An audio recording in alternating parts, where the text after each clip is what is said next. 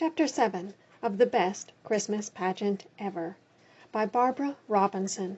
Pictures by Judith Gwynne Brown. On the night of the pageant, we didn't have any supper because Mother forgot to fix it. My father said that was all right. Between Mrs. Armstrong's telephone calls and the pageant rehearsals, he didn't expect supper any more. "When it's all over," he said, "we'll go someplace and have hamburgers." But Mother said that when it was all over, she might want to go someplace and hide. "We never once have gone through the whole thing," she said. "I don't know what's going to happen. It might be the first Christmas pageant in history where Joseph and the wise men get into a fight and Mary runs away with the baby." She might be right, I thought, and I wondered what all of us in the angel choir ought to do in case that happened. It would be dumb for us to just stand there singing about the Holy Infant if Mary had run off with him. But nothing seemed very different at first. There was the usual big mess all over the place.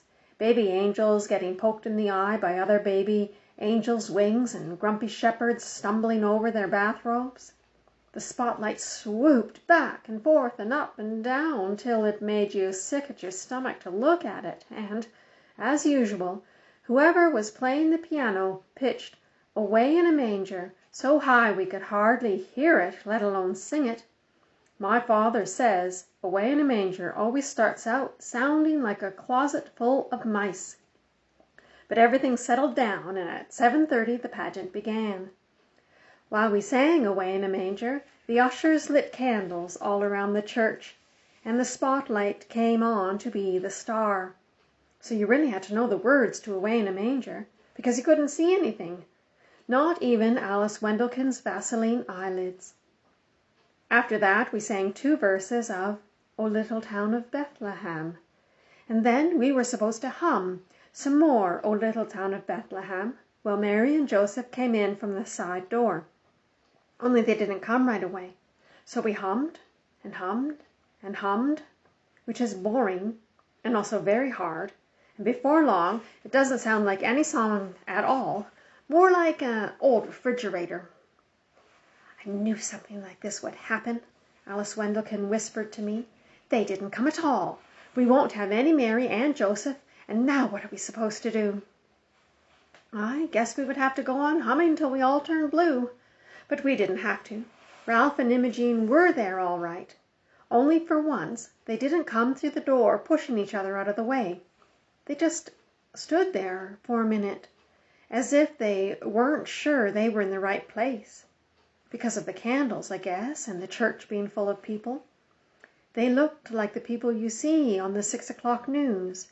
Refugees sent to wait in some strange ugly place with all their boxes and sacks around them. It suddenly occurred to me that this was just the way it must have been for the real Holy Family, stuck away in a barn by people who didn't much care what happened to them. They couldn't have been very neat and tidy either, but more like this Mary and Joseph.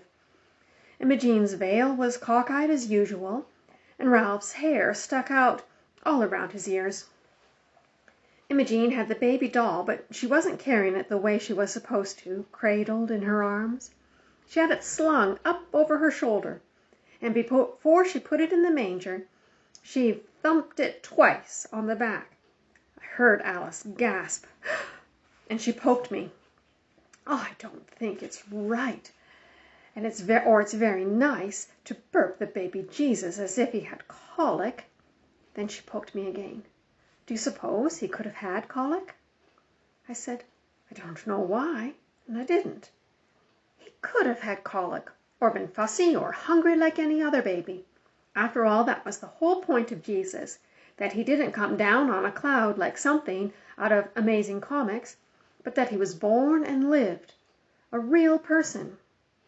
Right away we had to sing "While Shepherds Watch Their Flocks by Night," and we had to sing very loud, because there were more shepherds than there were anything else, and they made so much noise, banging their crooks around like a lot of hockey sticks. Next came Gladys from behind the angel choir, pushing people out of the way and stepping on everyone's feet. Since Gladys was the only one in the pageant who had anything to say, she made the most of it. "Hey! Unto you a child is born!" she hollered, as if it was, for sure, the best news in the world, and all the shepherds trembled, sore afraid of Gladys, mainly, but it looked good anyway. Then came 3 carols about angels. It took that long to get the angels in because they were all primary kids, and they got nervous and cried and forgot where they were supposed to go and bent their wings in the door and things like that. We got a little rest then while the boys sang "We 3 Kings of Orient Are," and everybody in the audience shifted around to watch the wise men march up the aisle. "What have they got?" Alice whispered. I didn't know, but whatever it was heavy. Leroy almost dropped it. He didn't have his frankincense jar either, and Claude and Ollie didn't have anything, although they were supposed to be bringing gold and the myrrh. "I knew this would happen," Alice said for the second time. "Bet it's something awful." "Like what?" "Like a burnt offering. You know the herdmans." Well, they did burn things, but they hadn't burned this yet. It was a ham, and right away I knew where it came from. My father was on the church charitable works committee. They gave away food baskets at Christmas. And this was the herdman's food basket ham. It still had the ribbon round it, saying Merry Christmas. "I'll bet they stole that," Alice said. "They did not. It came from their own food basket, and if they want to give away their own ham, I guess they can do it." But even if the herdmans didn't like ham, that was Alice's next idea. They had never before in their lives given anything away except lumps on the head, so you had to be impressed. Leroy dropped the ham in front of the manger. It looked funny to see a ham there instead of the fancy bath salt jars were always used for the myrrh and the frankincense. And then they went and sat down in the only space that was left. While we sang, "What child is this?" the wise men were supposed to be conferring among themselves and then leave by a different door, so everyone would understand that they were going home another way. But the herdmans forgot, or they didn't want to, or something, because they didn't confer and they didn't leave either. They just sat there, and there wasn't anything anyone could do about it. "They're ruining the whole thing," Alice whispered, but they weren't at all. As a matter of fact, it made perfect sense for the wise men to sit down and rest, and I said so. They're supposed to have come a long way. You wouldn't expect them just to show up, hand over the ham, and leave.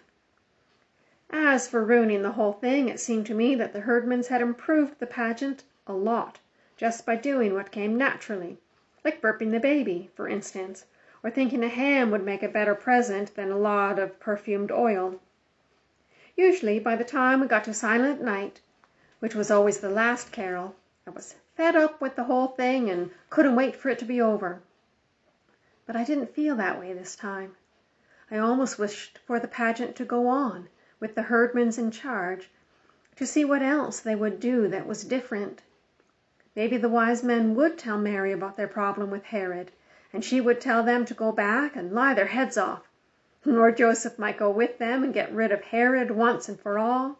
Or Joseph and Mary might ask the wise men to take the Christ child with them, figuring that no one would think to look there. I was so busy planning new ways to save the baby, Jesus, that I missed the beginning of Silent Night. But it was all right because everyone sang Silent Night, including the audience. We sang all the verses too, and when we got to "Son of God, Love's Pure Light," I happened to look at Imogene, and I almost dropped my hymn book on a baby angel. Everyone had been waiting all this time for the herdmans to do something absolutely unexpected. And sure enough, that was what happened. Imogene Herdman was crying. In the candlelight, her face was all shiny with tears. She didn't even bother to wipe them away. She just sat there, awful old Imogene, in her crooked veil, crying and crying and crying. Well, it was the best Christmas pageant we ever had. Everybody said so, but nobody seemed to know why. When it was over, people stood around the lobby of the church talking about what was different this year. There was something special, everyone said. They couldn't put their finger on what.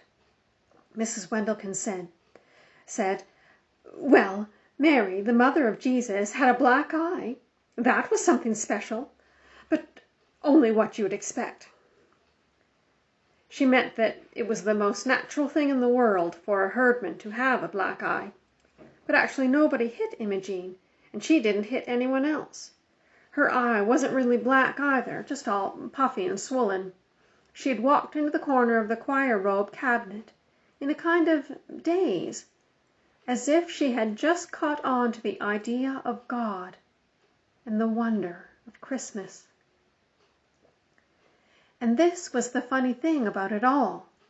For years I'd thought about the wonder of Christmas and the mystery of Jesus' birth, and never really understood it.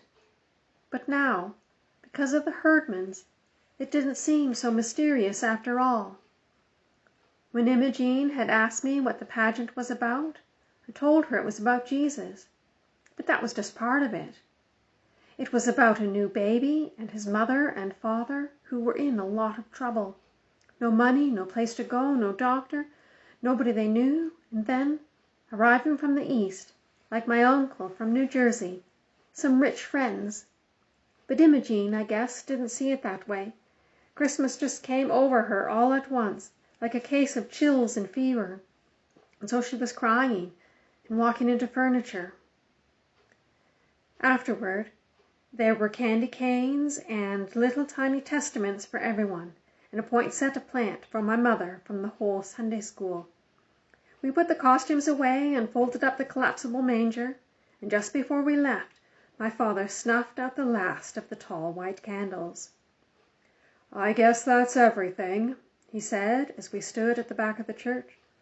"All over now. It was quite a pageant." Then he looked at my mother. "What's that you've got?" "It's the ham," she said. "They wouldn't take it back. They wouldn't take any candy either, or any of the little Bibles. But Imogene did ask me for a set of the Bible picture stories, and she took out the Mary picture and said it was exactly right, whatever that means." I think it meant that no matter how she herself was, Imogene liked the idea of the Mary in the picture, all pink and white and pure-looking, as if she never washed the dishes or cooked supper or did anything at all except have Jesus on Christmas Eve. But as far as I'm concerned, Mary is always going to look a lot like Imogene Herdman, sort of nervous and bewildered, but ready to clobber anyone who laid a hand on her baby. The wise men are always going to be Leroy and his brothers bearing a ham. When we came out of the church that night, it was cold and clear, with crunchy snow underfoot and bright, bright stars overhead. And I thought about the angel of the Lord, Gladys, with her skinny legs and her dirty sneakers sticking out from under her robe, yelling at all of us everywhere, "Hey, unto you a child is born!"